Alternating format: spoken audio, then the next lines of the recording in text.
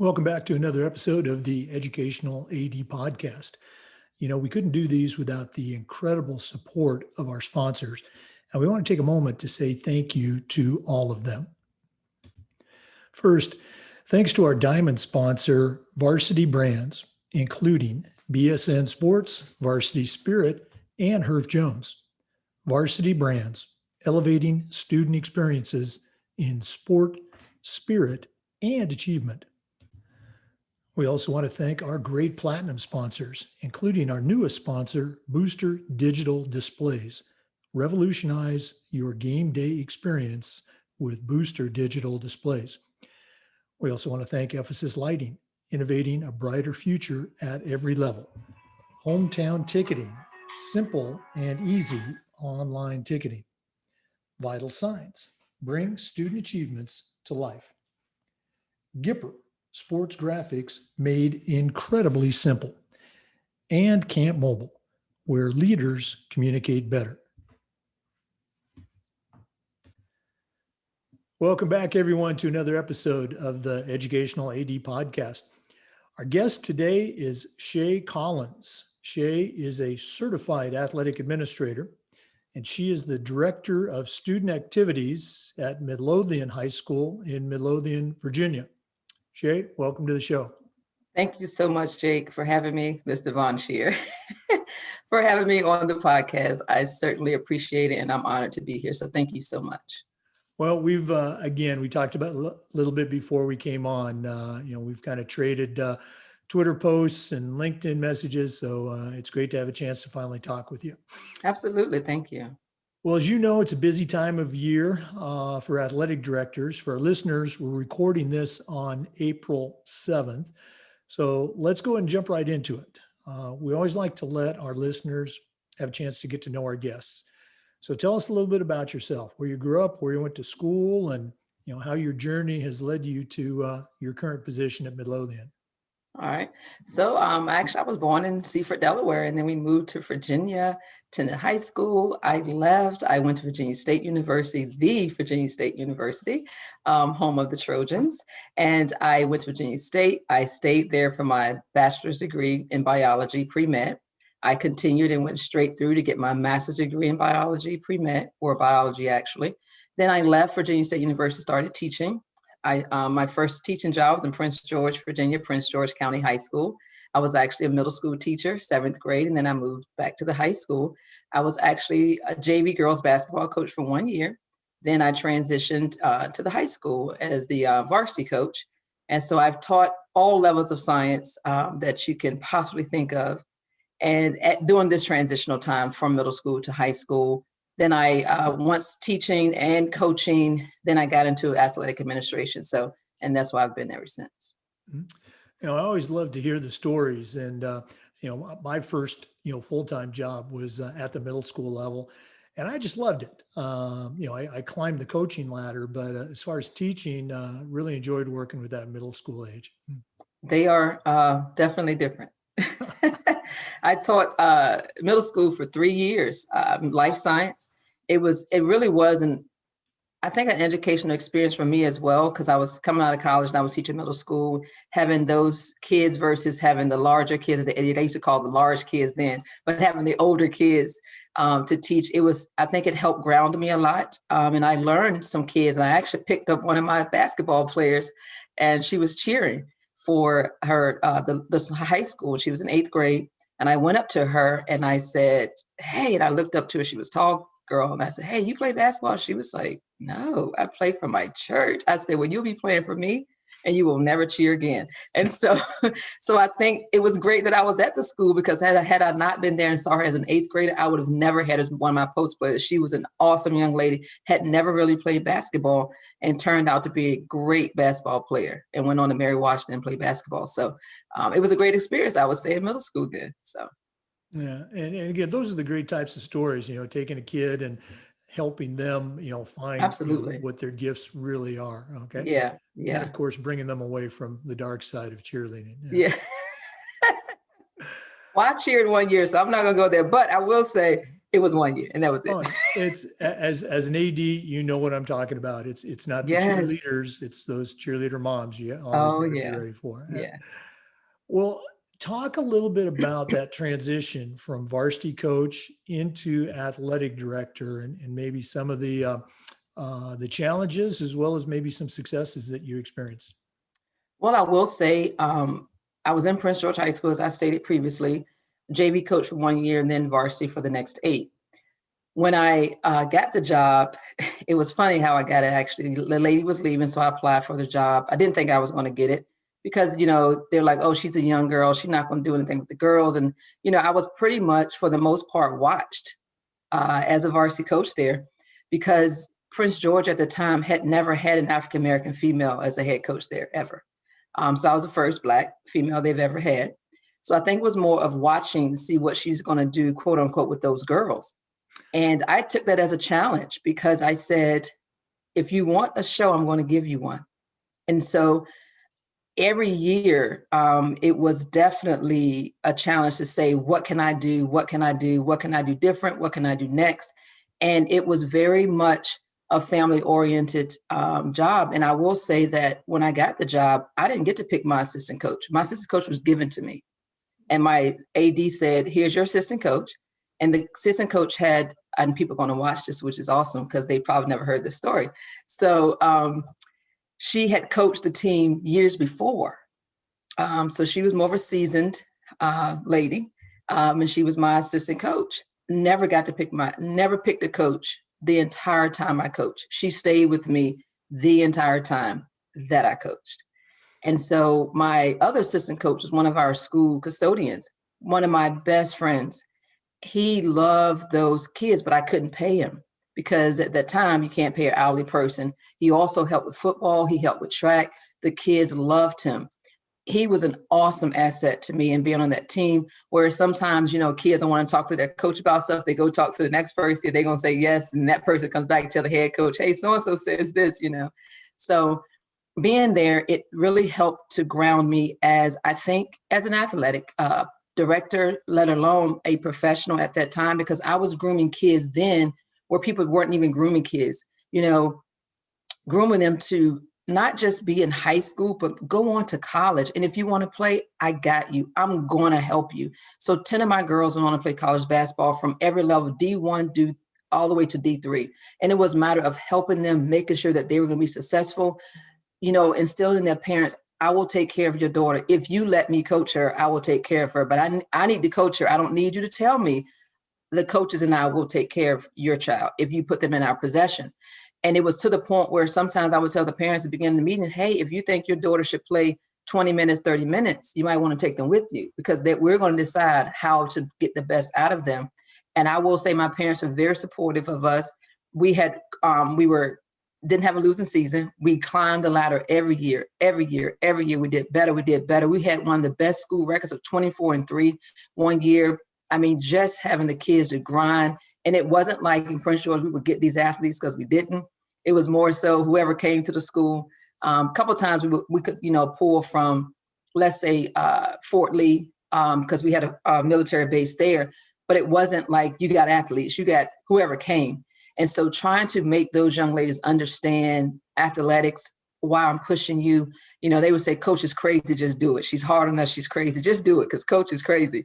But it was getting the most out of them at all times. And I remember we were, in a situation where we're in a district game and we were playing Meadowbrook. I never forget it. We were playing Meadowbrook at Hopewell High School.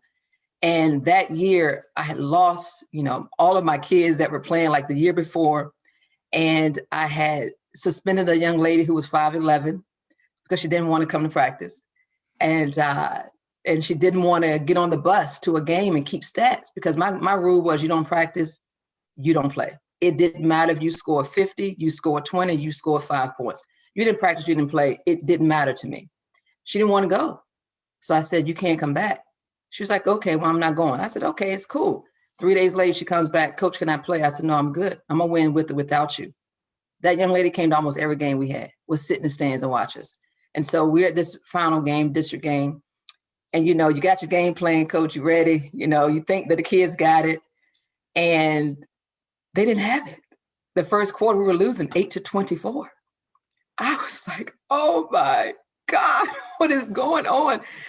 But I mean, I said a few other things that weren't curse words though, and I bent some players. So at that moment, I think I knew that I could get kids to listen to me. We ended up winning the game, and the team was yelling and screaming. The other team, they were yelling. The parents were yelling and screaming like, go team, my parents are still trying to yell for us, but we're like losing. And so I knew then that if I put 100% into it, my kids are going to give me 100%. And ever since then, anywhere that I've gone and I've tried to mature young people, they followed. So as I became an athletic director, and it was by the grace of God, I will say it, that my first principal, Jafar Baraka, gave me a job in Richmond City at Huguenot High School. I never worked in Richmond, didn't know anybody there, just applied for the job, got the job. And it was rough, because I was teaching 3 classes as a full-time teacher and doing this job full-time. I was a biology teacher, so I wasn't a PE teacher. I didn't, people like, oh, you PE teacher, get relaxed. I was teaching SOL classes, and doing lesson plans, grading papers. And it was a lot. But I think with all of that, I'm not going to say it was a C, could I do it? But I made it. And it was a transition that helped me stay focused. And as people say, you grind all the time. But I was literally during the week, Jake, I was teaching classes, 3 classes during the week, interruptions upon interruptions, radio going off. They would call my cell phone. They would call my classroom. If I didn't answer the phone, they would come knock on the door. So it was a lot of interruptions. But at the end of the day, I think it helped me to be efficient enough to multitask that I could keep up. So during the week, I would handle all of my athletic things during the week. And then on weekends, I spent Saturdays and Sundays doing my lesson plans for the week. My oldest son played travel baseball. So sometimes I was at baseball games grading papers, sitting in the chair, waiting for the next game to start. Mm-hmm. And I'm grading papers, I'm doing lesson plans and things like that. But it helped to ground me. So a lot of people may not know background of why I'm always doing something or trying to grind, but I try to do it because it's in me, and I want to make sure that I am not disservicing any student athlete or any adult, my administrators or anybody, by letting down and not doing what my job entitled tells me that I should do, because we all know it says, and other duties that are unassigned to you. And so having an opportunity for Ms. Baraka to be at Richmond City Schools and Huguenot High School mainly for 5 years was a definite teaching tool, definite lesson. Definite, I would say, hustle. When I got there, we had 9 sports. I left, we had 17. So it was definitely a hustle to make sure that these kids have equal opportunity that the other kids are having in the other school systems. And then I left Richmond City and came back to Chesterfield County. I had worked in Chesterfield County before, and I came back to Midlothian High School, and just thankful that Dr. Abe, which is my principal now, gave an opportunity, because I know there were a lot of people that applied for the job. I probably was the only female that applied for the job. But however, I'm thankful that the opportunity was there. And so as I move forward in athletic administration, just trying to, promote our school the best that I can, but also I want to be prepared so that they can't say, oh, she's just an athletic director, that's all she does. I want to make sure that I, as the individual adult, preparing myself as well as I'm helping my school, know that, okay, you have a qualified person there that's leading your school. And I'm thankful for the opportunity that I've had from both of the 2 principals that have hired me. It's always great to hear these stories. And again, going back to where you talked about that first coaching job and you didn't get a chance to pick your assistants, developing those young teams, right. All of those lessons, I'm sure, still impact you today as you deal with kids and coaches and parents. You talked a little bit about some of your principals that you have most recently worked for. And in our profession, we always talk about the importance of leadership and mentorship.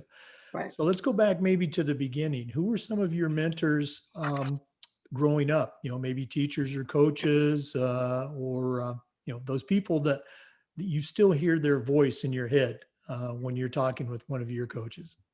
So I would say definitely my parents. I mean, my dad worked nights. My mom stayed at home. Their mom went to work. So it wasn't like they said, I want you to do a sport and I want you to be great. it was self-ingrained in me to work hard, be successful. And I knew that I was good in sports. And so I wanted to make them proud, although they didn't come and they didn't watch a lot. I wanted them to make them proud. So when I got home and I had, well, back then they gave you ribbons, for first place and stuff like that. Or when I came home with a medal, I could show them that I was good. Like I did really, really good. And so I would hear my mom tell people sometimes the stuff that I was doing, although she may not have said it to me. So I knew that she was proud or whatever. But Coach Cooper was one of our track coaches. He was a boys coach, but all the kids, every kid loved Coach Cooper. He had us in the weight. My first time lifting weights, he had us in the weight when we were lifting weights. And he was on us so hard. Like it wasn't because you were a girl, you can't do it. I mean, we were squatting 225 pounds at the time when I was in high school. I'm like, oh my God. Now I'm like, oh my God, can I still do that? But he made us strong. It wasn't like you're going to just go out here and win. You're going to go out here and blow it out the water. So I was confident, not cocky. I was confident in high school that I knew I could beat you. If I step on the line, I'm probably going to beat you. But I knew that in life, you got to have those skills beyond if you're good. What happens when you're not good anymore? What happens when you can't run anymore? Playing basketball, I knew I could just take a girl. It is what it is.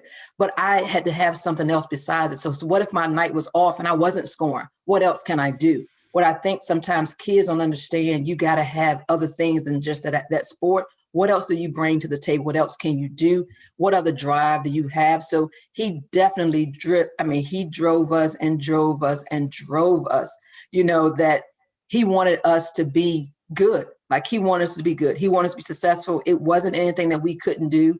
And it was just more of, I want you all to be successful.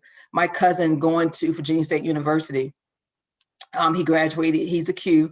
But I knew I wanted to go to historically Black college at HBCU because of him. So I knew like, oh my God, I'm about to go to college because in my family, so when you talk about mentors and your drive, I was in my mom's family and my dad's side of the family, I wasn't the first grandchild. I was probably like number 8, 9 in the line. I was the first grandchild to go to college and graduate from a 4-year school. So it was like, I wanted to be better so that if my cousins saw that I did it, then they'll want to do it too. And we've had more to go to college, but I was the first one. And my uncle, whom I love, he's in the military, he and I got my master's degree. He had just got his bachelor's degree because he was in the Navy for 40 years and got his bachelor's degree. We graduated the same exact day. So I was getting a master's degree, he was getting a bachelor's degree. So, I think that, people mentoring me and letting me see what professionalism looks like and what it looks like to be professional, what it looks like to be successful. And I think sometimes I coach like Coach Cooper because he was hard. Oh my God, he was hard on us. And I thought he was too hard sometimes. But I was the same with all my girls. Well, not my girls, but my basketball team. I still call them my girls. Absolutely. I was hard on them. And I know that I was hard on them, but I wanted to get the best out of them. And they are all successful. We call and text to this day. I've just finally got on Facebook. So they hit me up on Facebook sometimes, but, just success. And I just saw one of my girls in the store yesterday. I was just at the mall, just saw her in the store. She looks amazing. She's like, oh my God, you look the exact same. I'm like, oh, wow, thank you. But, just to see that and to know that you've touched them and people before you touched you so that you could be successful. So, I take lessons from a lot of people because every day I'm trying to learn something from someone. Like I'm trying to learn, how to do something different. I learn a lot from my principal, Dr. Abel. I learn a lot from him because he is so motivated. He loves our school. He goes 110%. He's probably texting me right now, 110% for our school.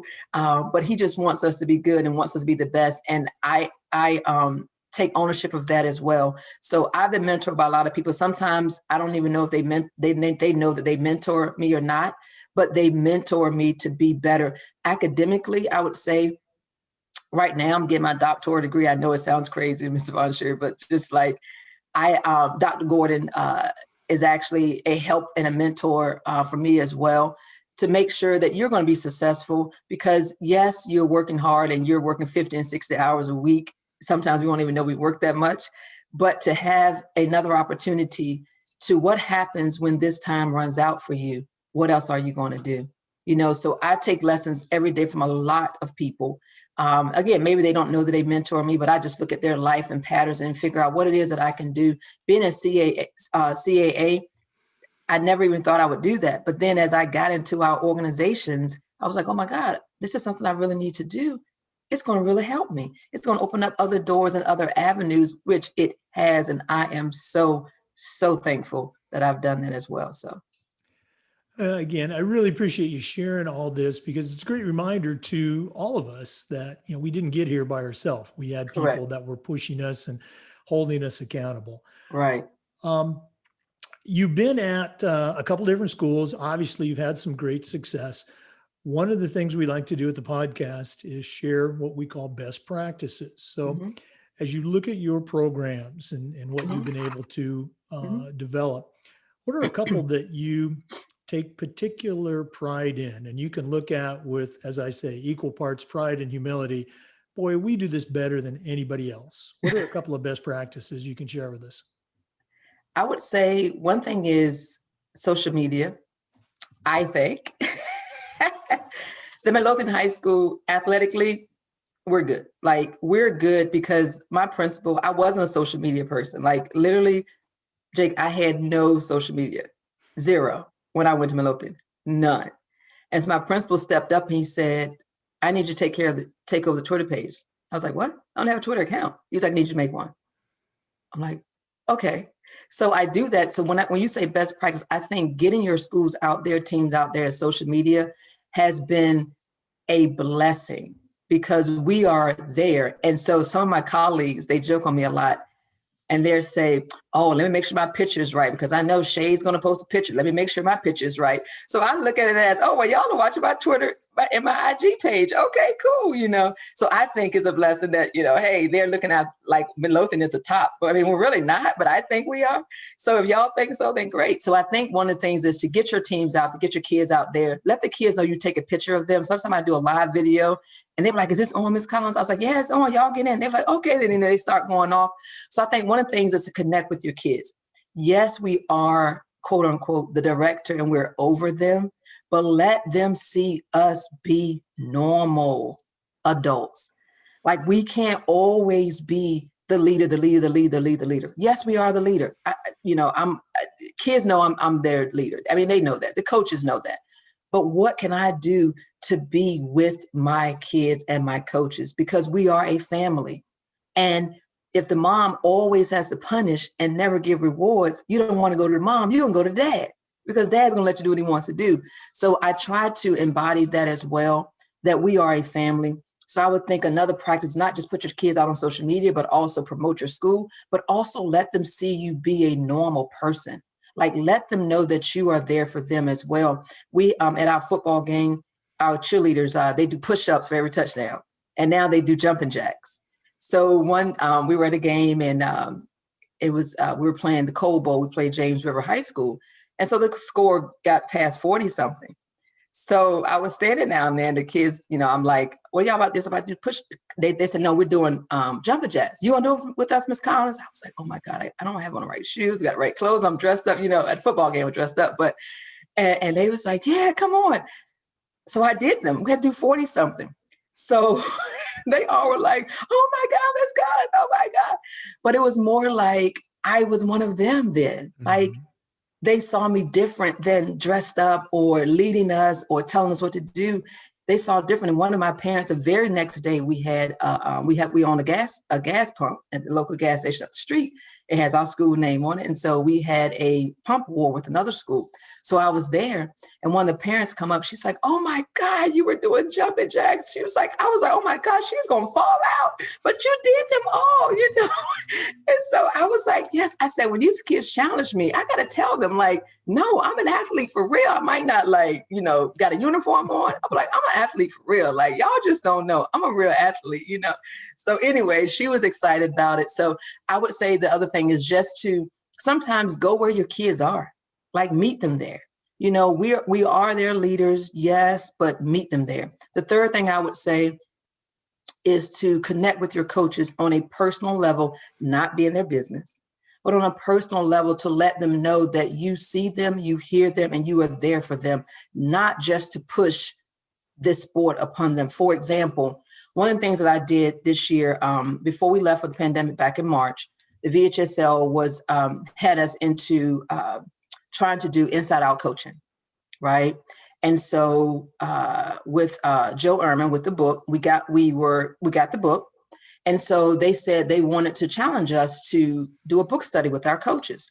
But when the pandemic hit, we left and we didn't go back to the session. We had the session on Zoom, which is everything went to Zoom, And so I said, I got to find a way to connect with my coaches, because prior to me coming there, my coaches told me this. They had never had a face-to-face meeting. Everything was email. And I was the first AD that came to them and said, hey, we're going to have a meeting. And they're like, we're having a real meeting? Like, we're coming to a place? And I was like, yeah. I was like, don't y'all always do that? I was like, we've never had a meeting. We haven't had a meeting in years.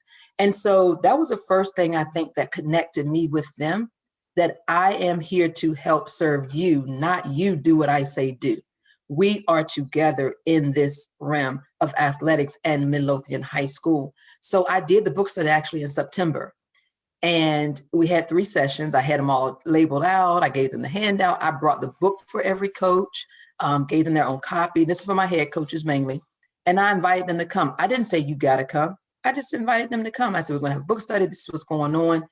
And I would say out of 19 head coaches that I have, 17, because 2 of my coaches coach 2 sports. So 17 head coaches. I had 14 coaches show up within the 3 sessions. Most of them showed up to all 3. But most of them show up at least 2.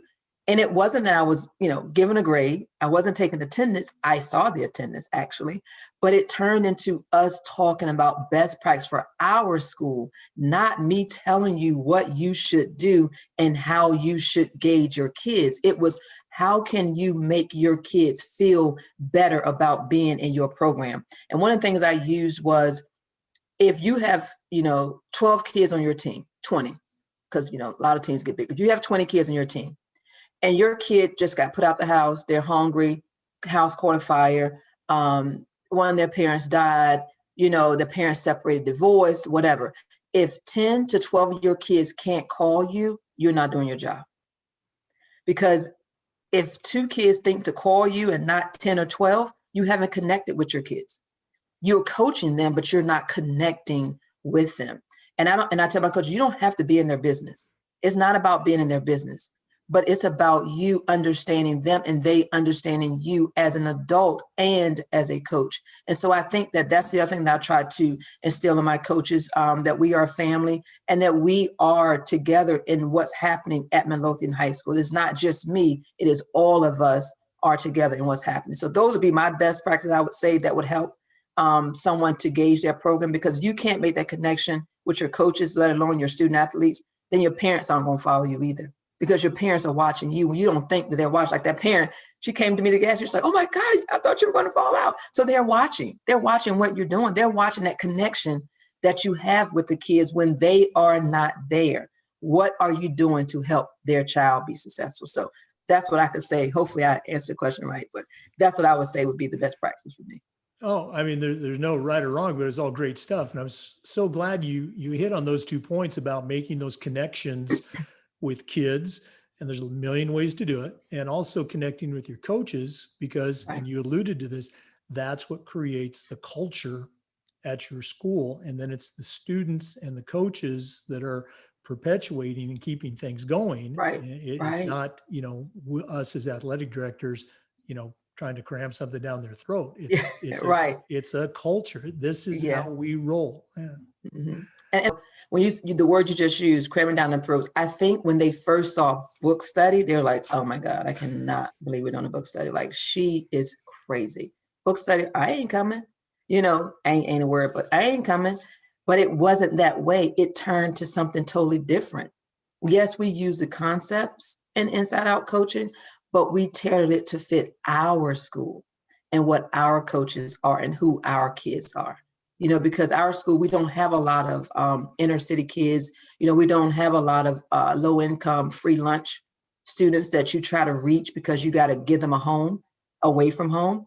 But what is different in our kids? But our kids need true connection from the coaches, not just coach me and send me on my way.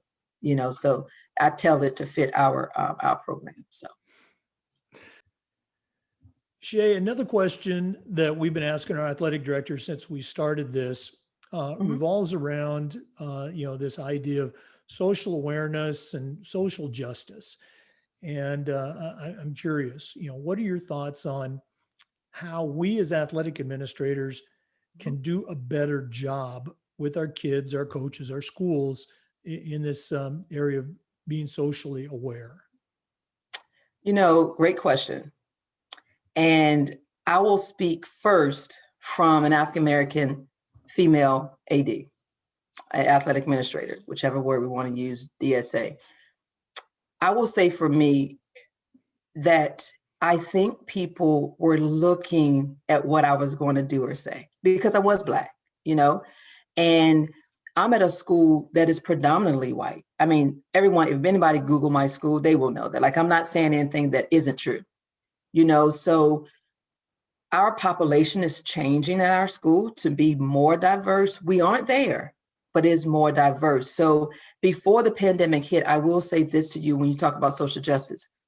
I noticed that there were issues at our school that were unaddressed for our African-American males and females. The pandemic hit in March 2020. February, obviously, was Black History Month. Before I knew there was going to be a pandemic, I don't think anyone knew that. And before there was George Floyd that died and any of those things, I had already started a African-American male group at my school, Men of Trojan Blue. And I had already had people coming to talk to the kids. We had 3 sessions prior to this ending. Yes, I had snacks and things to promote, to get the kids to come, but it was mainly my football players. And by the end, that 3rd session, I had men that were not African-American stopping by the door to see what was going on. They were like, look in, but they were athletes. I said, come in, sit down, guys. They was like, for real?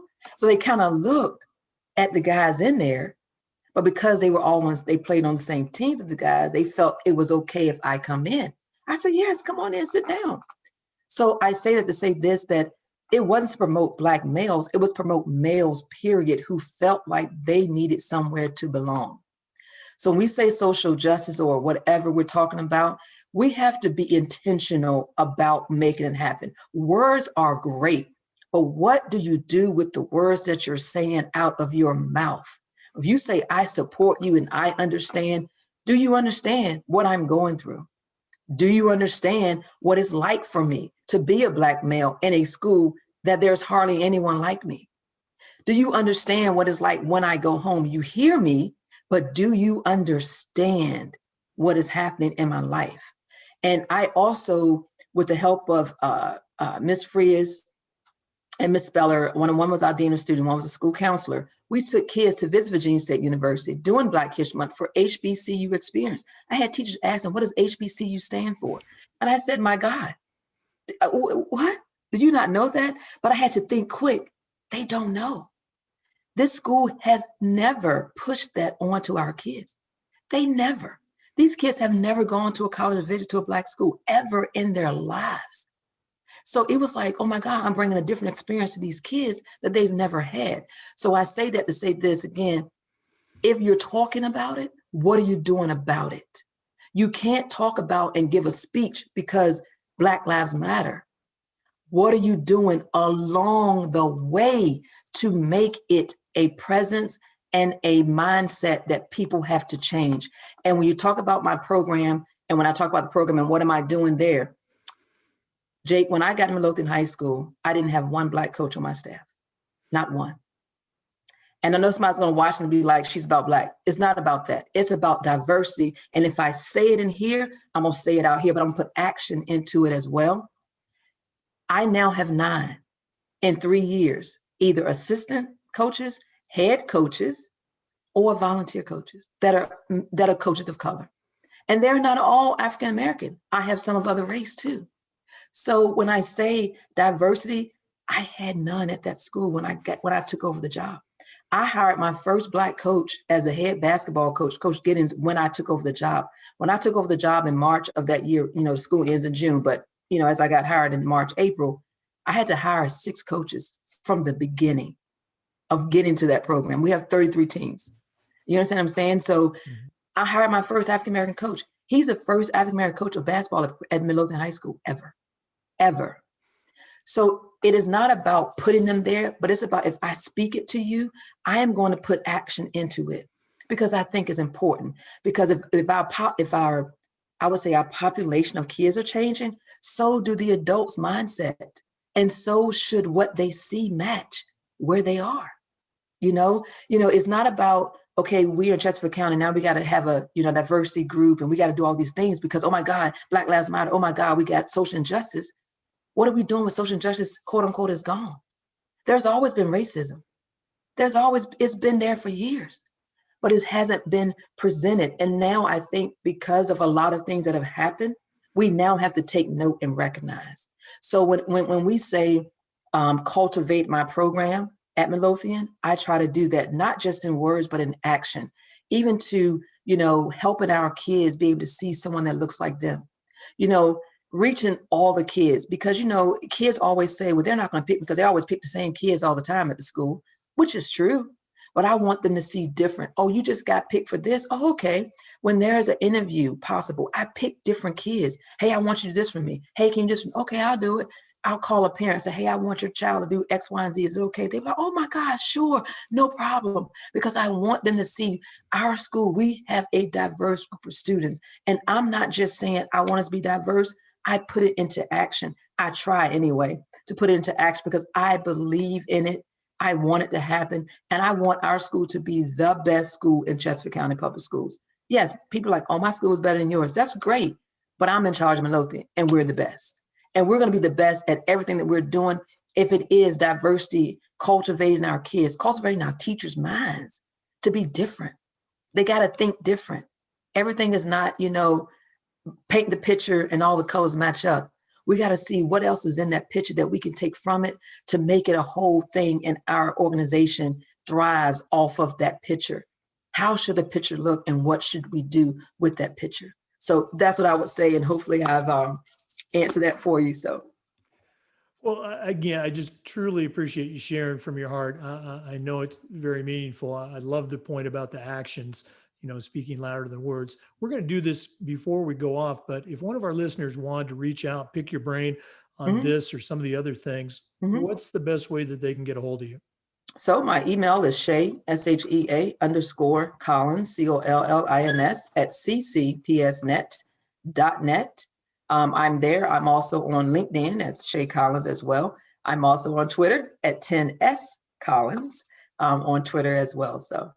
Okay. Well, again, we're going to do those again at the end. Yes, sir. But, thank you so much for sharing. You're welcome. But we're not done yet. Okay. Yes, sir. We always like to wrap up with what we call the athletic director's toolbox. Anyone that's been listening certainly knows that you are an outstanding athletic administrator. But right now, I'm going to challenge you to send out a brand new AD on their very first job. But I'm only going to let you put 3 things in their toolbox. What 3 items are going to be found in Shea Collins's athletic director toolbox?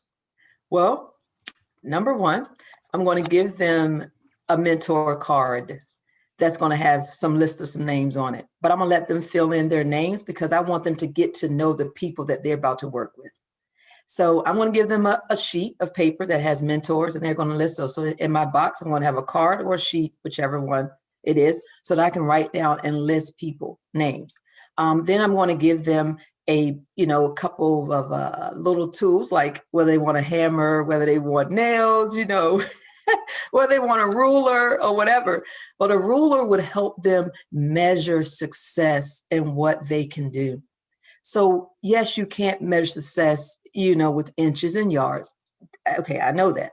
But where did that ruler start? Like if you're trying to get to a foot, you're trying to get to 12 inches, you're trying to get to whatever.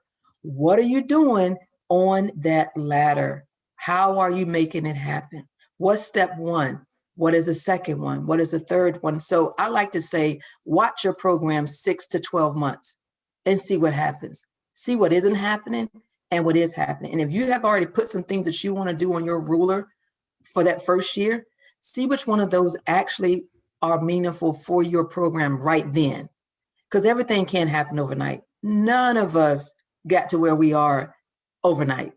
it's a progress. So get that ruler and put some things on it so you can see how far you've come and what else it is that you need, that you need to do.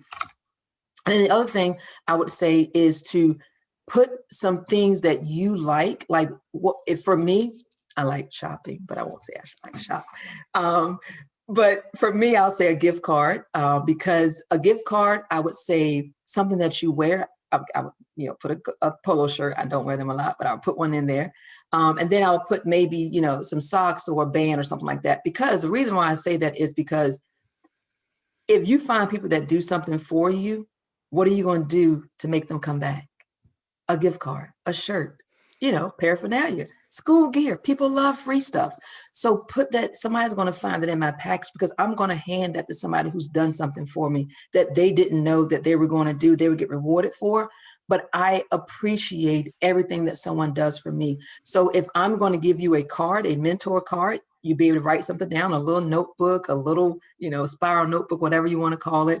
Have you a ruler, hammer and nails, because you're nailing it. If you nail those 3 things on that ruler that you put out there, if you put 6, or if you only pick 3 and 3 were great, man, you just nailed it. Pop that nail in it. And I just nailed that. And then having my gear in there to go along with me, something that I can give away, because you're doing it for me, I'm gonna reward you for it, because why? I need you to come back and help me.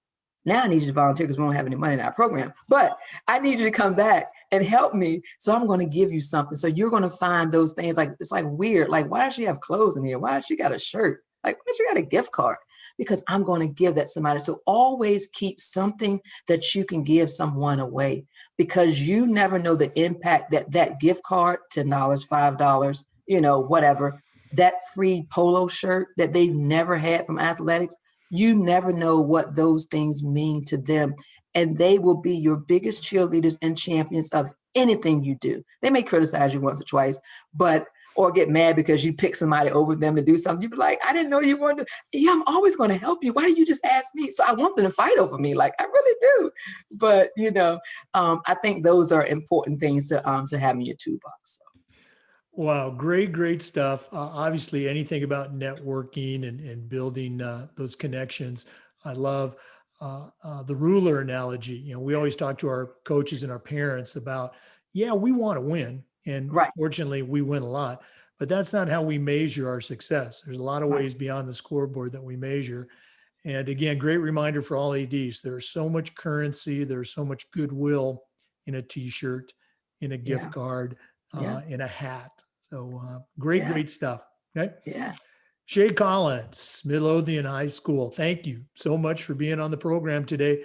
Share with our listeners one more time how they can get in touch with you and pick your brain for some more great ideas. Okay. I will say, let me just say this first though, Jake. Again, I so thank you. It was such an honor.